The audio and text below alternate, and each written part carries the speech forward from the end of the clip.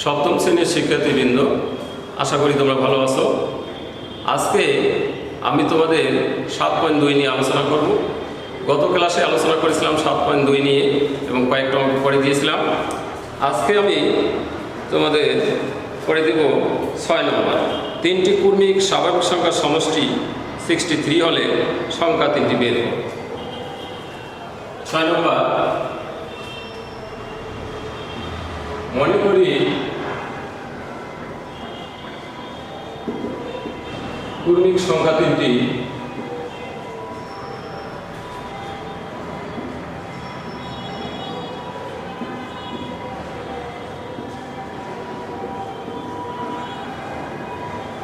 x, x plus 1, x plus 2। এই তিনটি কর্মিক সংখ্যা যোগ করলে 63 হবে। তো শর্ত মতে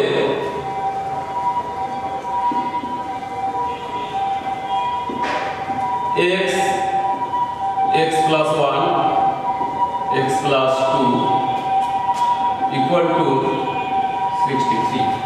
তাহলে এখানে দেখো x, x, x, এই তিনটে x যোগ করলে হবে 3x প্লাস 1 আর 2 যোগ করলে হবে 3 ইকুয়াল টু হলো 63। এখন এই 3টাকে ডান পাশে নিয়ে যাব, এখানে প্লাস আছে মাইনাস আছে, বা 3x ইকুয়াল টু 63 বিয়োগ 3 বা 3x ইকুয়াল টু আছে 60 বা x ইকুয়াল টু এই 60 কে 3 দ্বারা ভাগ করলে হবে 20। তাহলে কর্মিক সংখ্যা 3টি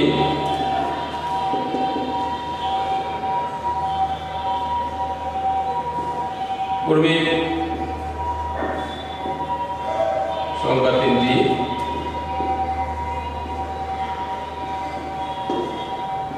একটি হলো 20, একটা 20 প্লাস 1 21 এবং 20 প্লাস 2 20।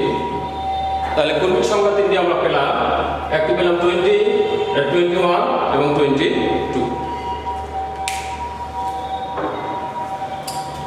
এরপরে তোমাদের আমি করে দেব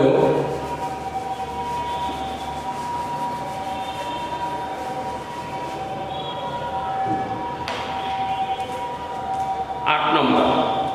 8 নম্বরে দেখো গীতা, রীতা ও মিতার একত্রে 180 টাকা আছে। রীতার চেয়ে গীতার 6 টাকা কম এবং মিতার 12 টাকা বেশি আছে। কার কত টাকা আছে? তাহলে আমরা ধরে নেই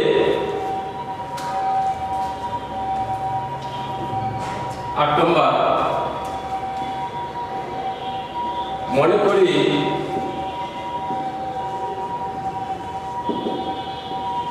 রীতার আছে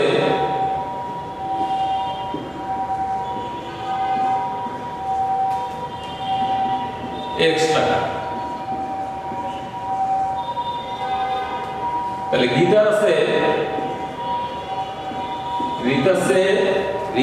গীতার 6 টাকা কম আছে। তাহলে গীতার আছে x minus 6 টাকা ও রীতার চেয়ে 12 টাকা বেশি আছে। তাহলে মিতার আছে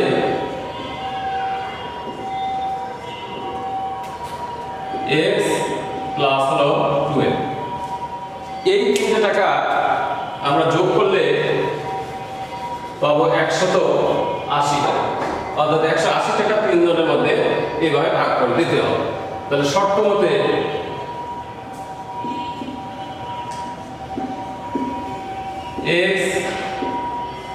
x plus x minus 6 plus x plus 12 equal to আসছে 180। তাহলে x এবং x, এই 3টে x আমরা যোগ করব, যোগ করলে হবে 3x, এখানে প্লাস 12, এখানে মাইনাস 6। 12 থেকে যদি 6টাকে বাদ দিই প্লাস 6 পাবো ইকুয়াল টু 180 বা 3x 180 থেকে 6টা বিয়োগ করে দেব অর্থাৎ এই ডান পাশে বিয়োগ হয়ে যাবে, বা 3x equal to 174 by x equal to 174 কে 3 দ্বারা ভাগ করলে 3 × 15 2 × 4 24 3 × 8 24 অর্থাৎ হবে 58 টাকা।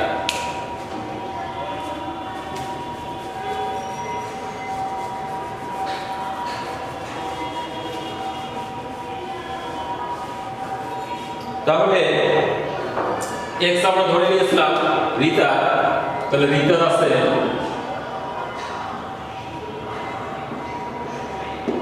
অতএব রিতার আছে 58 টাকা। গীতার আছে, গীতার চেয়ে 6 টাকা কম, তাহলে বিয়োগ করবা 58 অর্থাৎ 58 বিয়োগ হলো 6 52 টাকা। এবং মিটার আছে, মিটার সে 12 টাকা 12 টাকা বেশি, তাহলে মিটার আছে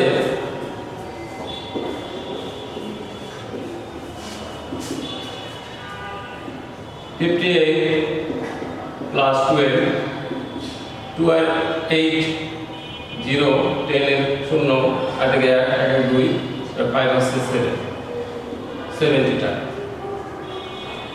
তো শিক্ষার্থীবৃন্দ আমরা এখানে পাইলাম যে রিতার হচ্ছে 58 টাকা, গীতার হচ্ছে 52 টাকা এবং মিতা 70 টাকা। এরপরে আমি তোমাদের পরে দেব 10 নম্বর।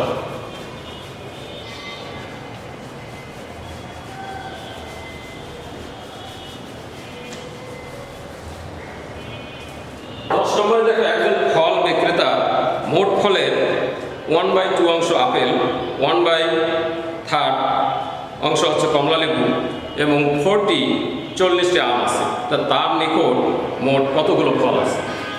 মনে করি নাম্বার হলো 10। মনে করি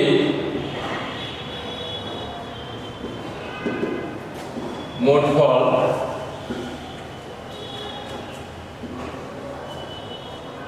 ফল আছে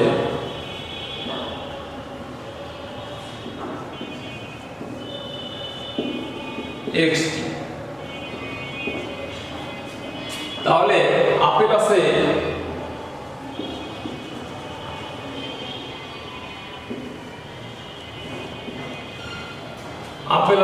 x এর 1/2 সমান হচ্ছে x বাই যদি কমলা লেবু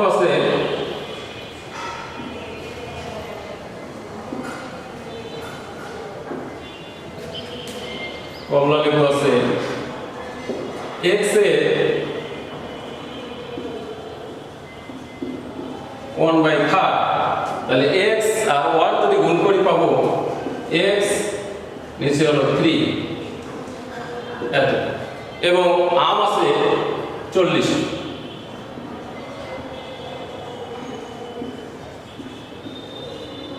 আম আছে 40।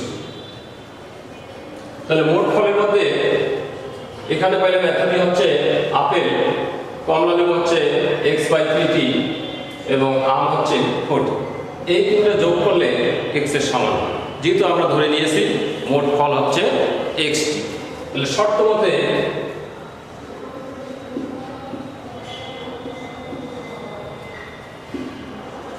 x সমান x/2 x/3 প্লাস 40। এখন x যেহেতু এখানে আছে x, এটাতে আছে x, এই দুইটাকে আমি বাম পাশে নিয়ে আসবো, যেহেতু আমি x এর মান বের করব। তাহলে এখানে প্লাস আছে, এখানেও সামনে প্লাস আছে, তাহলে এটাকে যদি আমি বাম পাশে নিয়ে আসি মাইনাস বা x minus x/2 minus x/3 equal to 40। বা এই তিনটা লসাগু করতে হবে 3 2 ইন্টারসেক্ট 1 আছে 1 2 এবং 3 লসাগু হবে 6 এখানে হচ্ছে 6 2 দিয়ে 6 কে ভাগ করলে 3 হবে 3x minus 2x equal to 40 এখন আমি দেখো 6x 3x minus 2x divided by 6 এই পাশে লিখে দিচ্ছি তাহলে 6x 3x আর 2x আছে 5x the 6x minus 5x divided by 6 equal to 40 বা x divided by 6 equal to হচ্ছে 40 বা x equal to 40 হলো 6 equal to হচ্ছে 6 0 0 6 6 24 তাহলে মোট ফল পাইলাম x সমান 240 তাহলে মোট ফল আছে 240 তো শিক্ষার্থীবৃন্দ আজ এ পর্যন্তই আগামী ক্লাসে আবার দেখা হবে আল্লাহ হাফেজ।